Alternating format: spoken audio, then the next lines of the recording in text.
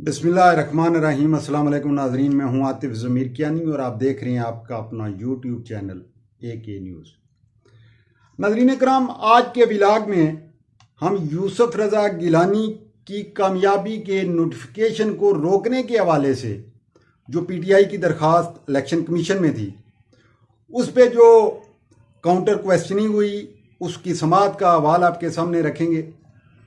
सबसे पहले तो मैं आप लोगों से ये इस्तदा करूंगा कि आपने अभी तक अगर हमारा चैनल सब्सक्राइब नहीं किया तो काइंडली सब्सक्राइब कीजिए और बेल आइकन को भी दबा दीजिए। अब आपके सामने मैं रखता हूं कि इलेक्शन कमीशन के मेंबरान की जानिब से अली जफ़र जो कि PTI के वकील थे उनसे पूछा गया कि क्या रिश्वत लेने वाला मुल्ज़िम होता है कि गवाह। तो इस पर अली जफ़र का कहना था कि वीडियो में मौजूद अराकीन हमारी नज़र में मुल्ज़िम नहीं है क्योंकि उन्होंने अली हैदर गिलानी की पेशकश को मुस्तरद कर दिया है। नाज़रीन इकराम, अली जफ़र का मज़ीद ये भी कहना था कि उनका केस रिश्वत की पेशकश को साबित करना है क्योंकि इलेक्शन कमीशन ने उनको ये कहा था कि ये मौसूफ जमील अहमद जो हैं ये चूँकि इसमें शामिल हैं, इन्होंने रिश्वत ली है, तो आप इस हवाले से आपका इस्तदलाल क्या है। तो उन्होंने इस बात का जवाब दिया कि हमारी नज़र में ये मुल्ज़िम नहीं है। उन्होंने रिश्वत को जो यहाँ पे ली गई है उसको साबित करना है। फिर इस पे इलेक्शन कमीशन ने कहा कि क्या ये जमील अहमद और बाकी जो उनके साथी थे उनकी जानिब से स्टिंग ऑपरेशन किया गया। तो अली जफ़र ने कहा कि वीडियो चूंकि उन्होंने खुद बनाई है तो इसको स्टिंग ऑपरेशन नहीं कहा जा सकता। इलेक्शन कमीशन ने जमील अहमद के बयान हल्फी पर एतराज़ात भी लगा दिए। बयान हल्फी के साथ शनाख्ती कार्ड की कापी के ना होने और ओथ कमिश्नर की तस्दीक ना होने की वजह से ये एतराज़ात लगाए गए। नाज़रीन इकराम, ये तो थी वो थोड़ी सी, मैंने कहा था कि मैंने आपको क्रक्स आपके सामने रखना है, लेकिन मैं अपने नाजरीन से ये पूछना चाहता हूँ कि क्या किसी को भी शक है कि हैदर गिलानी जो है वो करप्ट प्रैक्टिस में मुलव्वस नहीं है? क्या किसी को भी ये शक है कि यूसुफ रज़ा गिलानी के लिए वो सारी तगोदो वो सारी सही नहीं की जा रही थी? लेकिन आप ये देखें कि इलेक्शन कमीशन का ये कहना कि चूंकि उसमें उन्होंने पैसों के हवाले से कोई बात नहीं की, यूसुफ रज़ा गिलानी के हवाले से कोई बात नहीं की, तो ये इसका असर जो है यूसुफ रज़ा गिलानी पे नहीं पड़ता।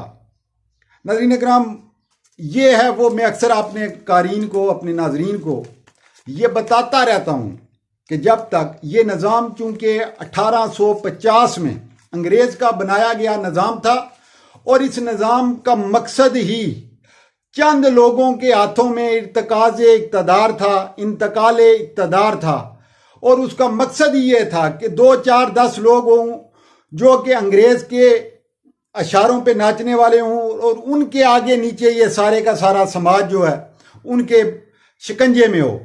तो वही निज़ाम आज तक चला आ रहा है, उसमें वक्तन फवक्तन थोड़ी बहुत चेंजिंग की जाती हैं।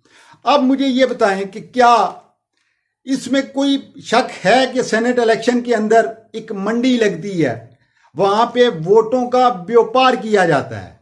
इलेक्शन कमीशन को ये कहा गया सुप्रीम कोर्ट की जानिब से कि आप इसको सारी उम्र के लिए खुफिया वोट को खुफिया नहीं रख सकते।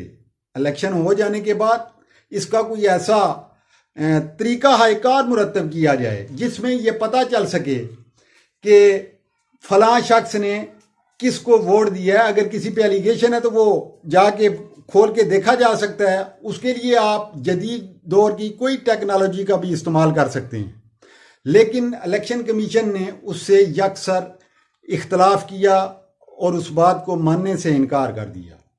अब नाज़रीन इकराम, ये चक्कर क्या है? PTI की गवर्नमेंट अपना सर क्यों पटक रही है? तो उसकी वजूहात सिर्फ और सिर्फ ये हैं कि हुजूर वाला ये जो सारे का सारा इलेक्शन कमीशन है इसके बनाने में PTI का अपना किरदार नहीं है। अगर PTI का अपना किरदार है तो वो इस हद तक कि 2018 के बाद अगर कोई नया शख्स आया है तो वो पीटीआई की मंशा और मर्जी से आया होगा।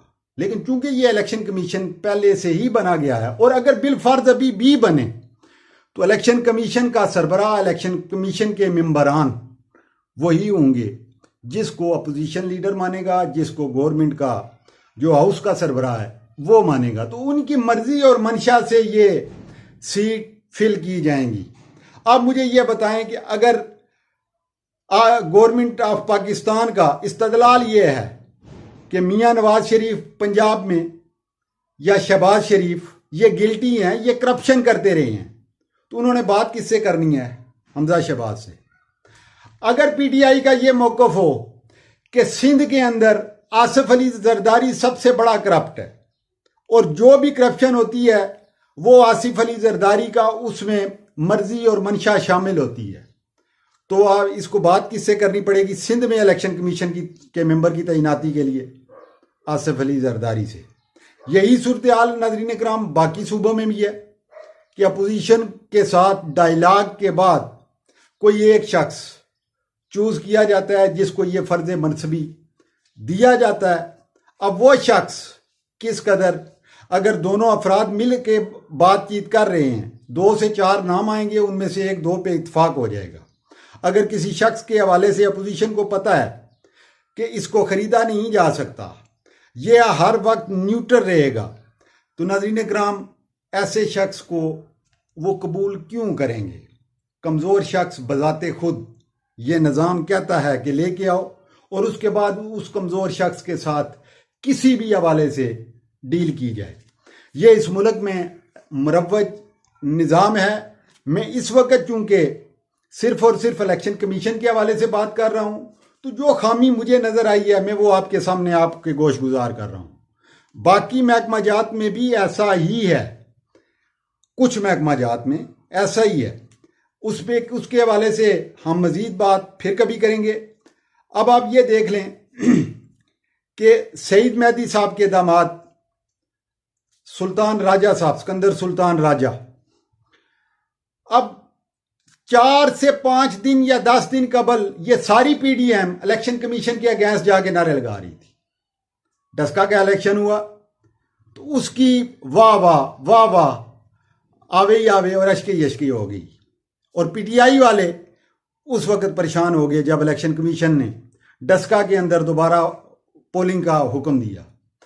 अब उसके बाद वीडियोस का एक तांता बन गया पूरे मुल्क के अंदर, जो चाहे वो व्हाट्सएप चैट्स हूँ केपीके के अंदर और ये वीडियोस हूँ, लेकिन इलेक्शन कमीशन उस पर बिल्कुल खामोश तमाशाई। वजह क्या? वजह सिर्फ और सिर्फ ये है कि एक इलेक्शन कमीशन है, बाकी 4 सूबे हैं, और उसमें किसी भी हवाले से इलेक्शन कमीशन के चेयरमैन के पास कोई फालतू या जिसे कहते हैं कि फालतू इख्तियारात नहीं है। उसका भी एक ही वोट है और बाकियों का भी एक ही वोट है। जिस तरफ भी 3 हो जाएंगे फैसला उस तरफ हो जाएगा। तो नाज़रीन कराम, ये था इस निज़ाम की नाकामी और इसकी कमज़ोरी, जो मुझे अभी तक एक पाकिस्तान में सियासत का तालिब इल्म होने के हवाले से जो मुझे जी नाज़रीन, 3 बजे इस केस का तफसीली फैसला आएगा कि इलेक्शन कमीशन इस हवाले से अपनी क्या राय रखता है। लेकिन पीटीआई के जो रहनुमा हैं, जो आगे मीडिया से बातचीत कर रहे हैं, तो उससे मुझे यही लगता है कि फ़ैसला पीटीआई के ख़िलाफ़ आने की तवक्कुआत हैं। अब क्या इससे आगे कोई लाएअमल तरतीब दिया जाता है, ये तो आने वाला वक्त ही बताएगा। लेकिन मैं आपके सामने ये बात भी रखता चलूँ कि कोरोना की तीसरी लहर ने दोबारा सर उठाना शुरू कर दिया है। मुल्क के अंदर, पंजाब में बिलखसूस 10 शहरों के अंदर स्कूल्स को बंद किया जा रहा है एक मुअय्यना मुद्दत के लिए। उनमें शादी हाल्स को बंद किया जा रहा है, मज़ारात को बंद किया जा रहा है। ये एक सिम्टम है, ये एक साइन है। ये साइन ये बता रहा है कि कोरोना दोबारा वो पीक की जानिब जाना शुरू हुआ है। लेकिन जो मुझे थोड़ी सी परेशानी है वो ये है कि पाकिस्तान का मीडिया अब इस पे बात करना तकरीबन वो ख़त्म हो चुकी है, या अगर उसका कोई एवरेजली बताया जाए कि 2 से 3% होगी जो 24 घंटों में बात की जाती है। वो एड्स वगैरह भी चलना ख़त्म हो गई हैं। लोगों को ये तलकीन कि वो बार बार साबुन से हाथ धोएं, गैप रखें आपस में, ये भी कुछ कम हो गया है। तो अपने इस चैनल के तवज्जुद से मैं आपके सामने ये बात आपसे करना चाह रहा हूँ कि खुदारा अभी तक कोरोना ख़त्म नहीं हुआ। अभी तक आपने वो SOPs पे अमल करना है कि हम इस मूजी मर्ज को पहले की तरह शिकस्त दोबारा देने में कामयाब हो सकें। इसके लिए गवर्नमेंट की जानिब से जो भी मेजर्स लिए जाते हैं उनको फॉलो करना हमारा फ़र्ज़ है। दुआओं में याद रखिएगा। अल्लाह हाफिज़।